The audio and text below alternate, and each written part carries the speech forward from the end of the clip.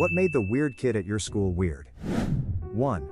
Had one girl in my year who had a weird obsession with our physics teacher. Then in a lesson learning about spinning forces, she asked if she could show a cool video to the class. He said yes. The video was of her spinning on a pole in her underwear. When he sent her out, she was yelling the whole way, "Why? Are you saying that pole dancing is sexual? 'Cause that's sexist." She wore butt-skimming skirts with fishnet tights and corsets on non-uniform day as well. Always got sent straight home.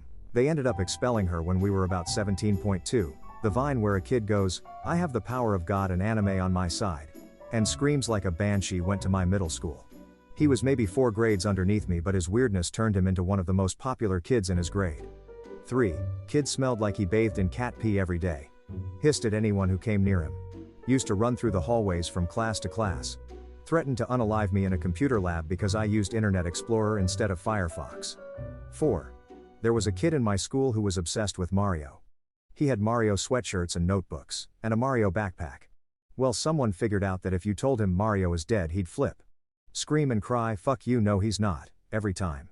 He got in trouble multiple times for attacking kids who said anything about Mario dying, even if they were talking about in the context of Smash Bros or something. This happened 8th to 10th grade, then I never saw him again. 5. Kid always wore a zoot suit, every day. Not that weird, I guess. But back in high school, weird as fuck. 6. He would toss off in the middle of class.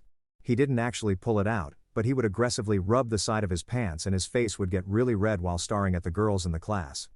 Everybody noticed, but a word was never spoken about it. 7.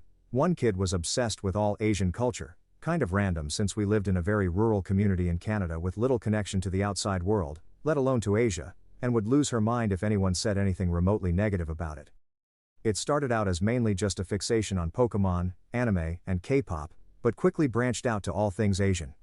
She once hit me with a textbook because we were discussing M. Butterfly in class, and I said that I didn't like it. This was at age 16. 8. He would have full conversations, arguments, and sometimes physical altercations with a brick column in the middle of the cafeteria. 9. My weird kid stood up at an assembly and asked the vice principal if she knew what hentai was. 10. He wrote his crush's name on the wall in the bathroom, with his own shit. They caught him brown-handed.